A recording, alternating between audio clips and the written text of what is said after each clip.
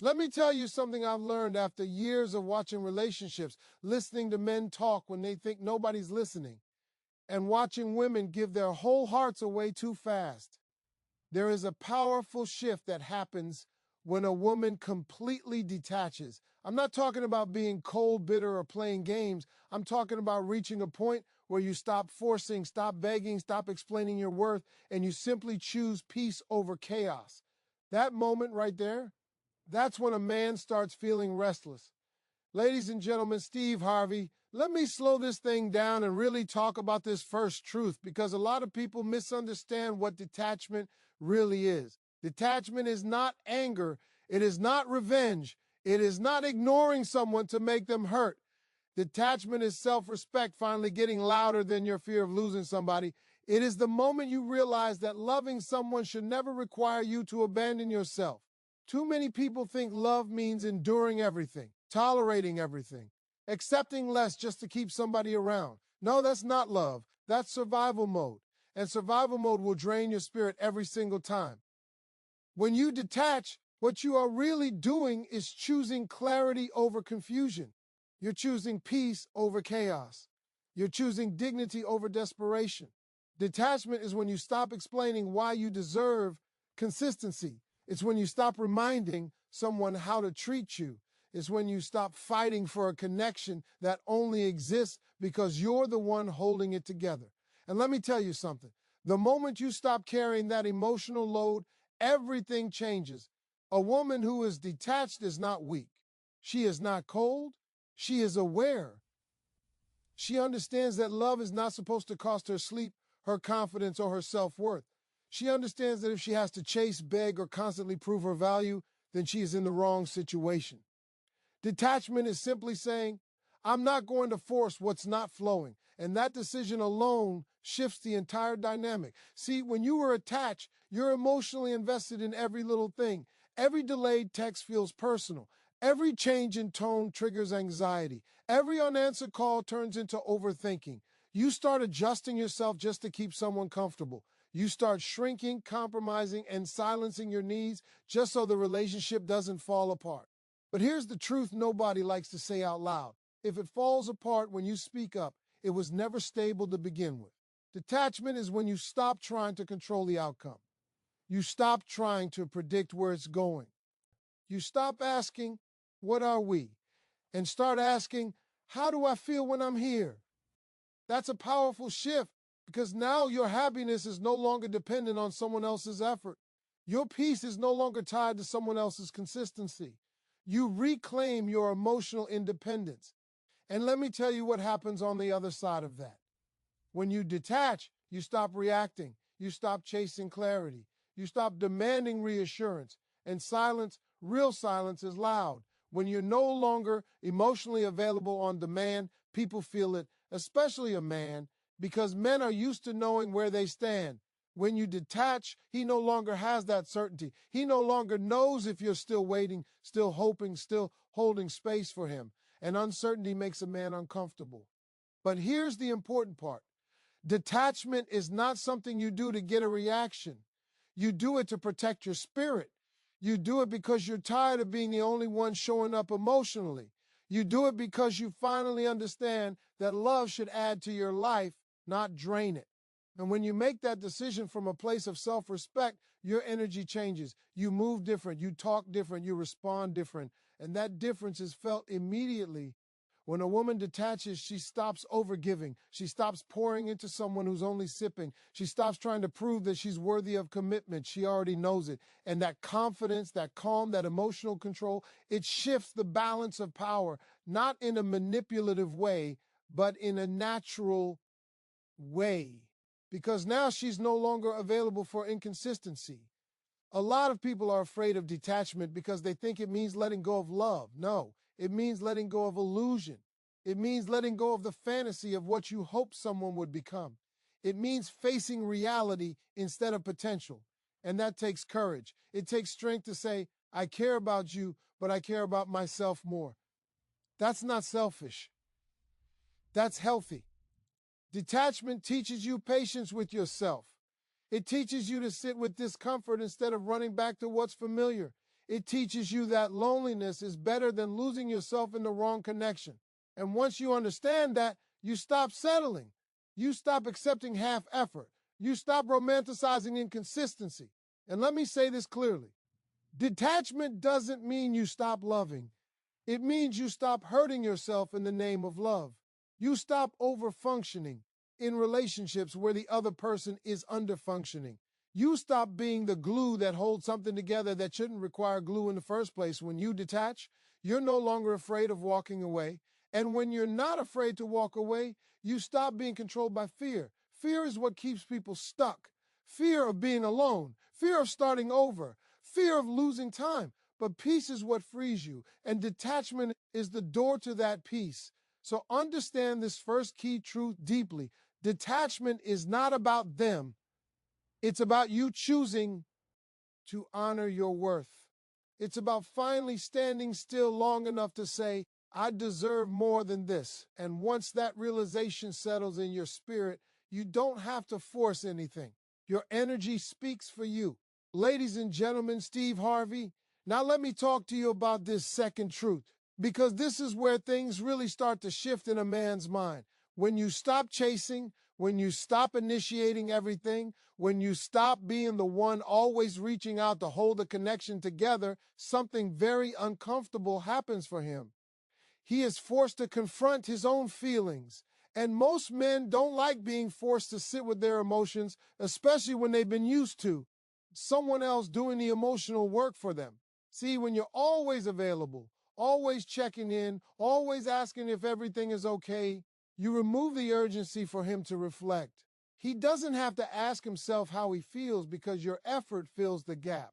Your presence makes everything feel secure, even if he's not fully invested. That's why chasing never creates clarity. It only creates comfort for the person being chased. And comfort without effort leads to complacency. When you stop chasing, the silence creates space.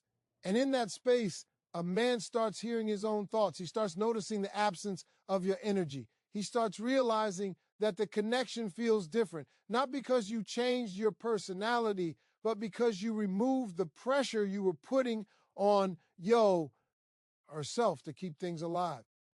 And that's when the questions begin to surface in his mind. Why isn't she calling? Why isn't she asking where I am? Why does it feel like she's moving on? Men are wired to pursue what feels just out of reach. Not because they like games, but because effort activates value. When something is too easy, it doesn't require intention. When something requires intention, it demands focus. And when you stop chasing, you return the responsibility of effort back to him. Now he has to decide if he wants to step forward or let it go. And that decision reveals everything. A man who truly cares will feel the shift immediately. He will start paying attention. He will initiate more. He will check in. He will try to reestablish the connection.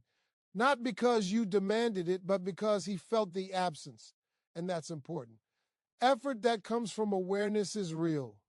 Effort that comes from pressure never lasts. On the other hand, a man who is only enjoying your attention, your validation, and your emotional labor will grow uncomfortable. He'll feel restless, irritable, unsure of himself, not because you did something wrong, but because he no longer has access to your energy on demand. And that discomfort exposes his true intentions. Detachment becomes a truth serum. When you stop chasing, you also stop proving. You stop trying to show how loyal, understanding, patient, or supportive you are. You stop auditioning for a role you already deserve. And he reads the thing. When you stop proving, you stop giving people the illusion that they're doing enough. Silence reveals effort. Absence reveals intention. A lot of women fear that if they stop chasing, the man will disappear. And sometimes, yes, he will. But let me tell you something important. If a man disappears when you stop chasing him, he was never chasing you. You were the only one running. Detachment doesn't create loss, it reveals it. And revelation is protection. When you detach, you allow a man to feel the consequences of his inaction. Not in a cruel way, but in a natural way. You are no longer cushioning the relationship from reality. You're no longer filling in the emotional gaps. You're no longer pretending things are okay just to keep the peace. Now he has to sit with the results of his choices, and that's where restlessness comes from. A man becomes uneasy when he realizes he no longer has control over your attention, when he doesn't know if you're waiting, when he doesn't know if he still has a place in your heart. That uncertainty forces introspection, and introspection leads to either growth or withdrawal. When you stop chasing, you regain your dignity. You stop reacting to breadcrumbs. You stop celebrating minimal effort. You stop convincing yourself that potential is enough. You start valuing consistency over chemistry. And that shift changes how people treat you. Chasing tells a man you're afraid to lose him. Detachment tells him you're at peace with why ourself. And peace is powerful. It communicates confidence without words. It says, I want you, but I don't need you to be okay. And that energy resets the dynamic. So understand this second truth clearly. The moment you stop chasing, you give a man the opportunity to show you who he really is. And whatever he chooses to do in that space is the answer you were looking for all along. Ladies and gentlemen, Steve Harvey, let me talk to you about this third truth, because this one right here is where most people get it wrong. They believe that if they just explain themselves better, argue their point clearer, or express their feelings one more time, then the other person will finally understand. But let me tell you something. Understanding has never been the problem. Effort is. And silence combined with boundaries will reveal effort faster than any argument ever will. Arguments feel productive, but most of the time they're just emotional noise. You're talking, you're explaining, you're crying, you're repeating the same concerns in different ways, hoping something finally clicks. But all that talking does is give the other person more information without requiring them to change. Words don't demand action. Boundaries do. Silence does. When you keep arguing, you keep the connection alive. Even negative attention is still attention. A man can feel like he's still important because you're still reacting. You're still emotionally engaged. You're still invested enough to fight. And as long as that energy is flowing, he doesn't have to do much. He can listen halfway, apologize halfway, and promise change later. Arguments buy time, silence removes it. Silence is not passive. Silence is a statement. When you stop arguing, when you stop defending your feelings, when you stop trying to convince someone to care, you send a powerful message. You're saying, I've said enough. Now your actions have to speak. And that's where things get real. Boundaries work the same way. A boundary is not a threat. It's not an ultimatum. It's not meant to punish. A boundary is simply you deciding what behavior you will no longer accept. And here's the key part. Boundaries only work when you enforce them quietly, not with speeches, not with warnings, with consistency. When you argue, you teach people that your boundaries are flexible, that if they push long enough, you'll explain again, you'll forgive again, you'll stay again. But when you go quiet, and hold your line, you teach people that access to you requires respect, and that lesson hits deeper than words ever could. Men, in particular, respond to shifts in behavior more than emotional explanations. You can tell a man 100 times that something hurts you, but the moment you stop showing up the same way, he feels it. He notices the absence. He notices the distance. He notices the change. And now he has to respond to reality, not conversation. Silence forces reflection. When there's no argument to distract him, no emotional reaction to lean on, no reassurance to calm him, a man has to sit with himself. He has to ask, why is she quiet? Why does it feel different? What did I do? And that internal dialogue is where effort is either born or exposed. A man who values you will not be comfortable with your silence. He will feel the gap and move to close it with action. He will check in differently. He will listen more carefully.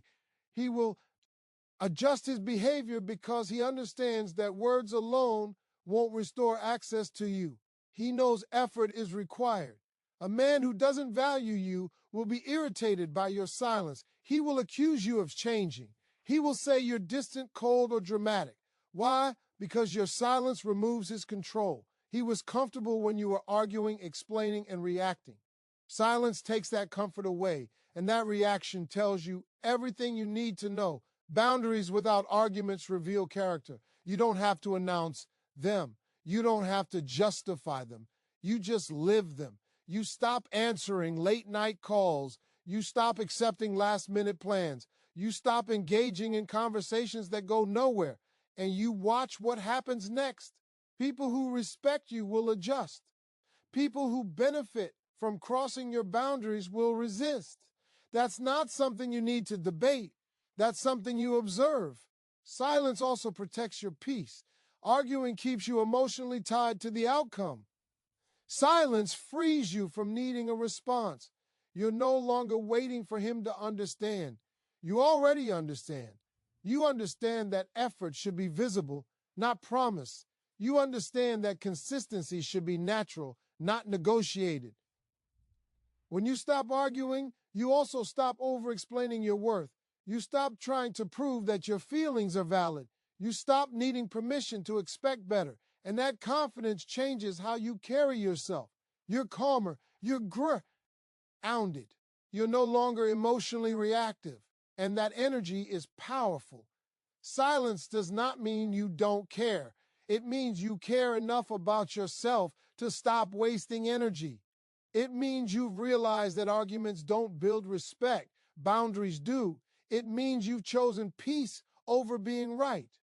And here's the truth a lot of people avoid. If silence and boundaries cause someone to walk away, they were never committed to respecting you in the first place. Your quiet didn't break the connection. It revealed how fragile it already was. So when you stop arguing and start observing, when you replace explanations with standards, when you let silence speak where words fail, effort becomes impossible to fake. And what someone does in that space tells you exactly where you stand. Ladies and gentlemen, Steve Harvey, now let me talk to you about this last truth, because this is where everything comes together. A man values what he feels he can lose, not what he believes will always stay.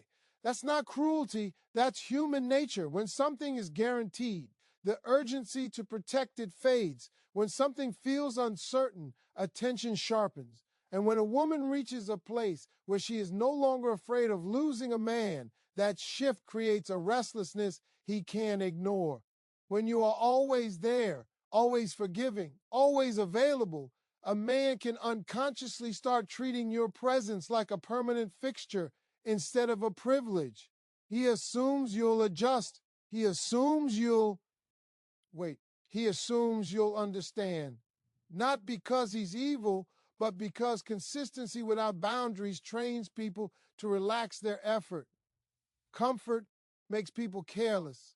But the moment you stop operating from fear of loss, everything changes. When you detach, you stop clinging. You stop overcompensating. You stop trying to secure a future with someone who hasn't secured you in the present. And that emotional independence is felt immediately. A man can sense when he is no longer the center of your emotional world. Detachment removes the illusion of permanence. It doesn't mean you don't care. It means you've accepted that nothing worth having should require you to beg it to stay. When a man realizes that you are okay whether he chooses you or not, his perception shifts.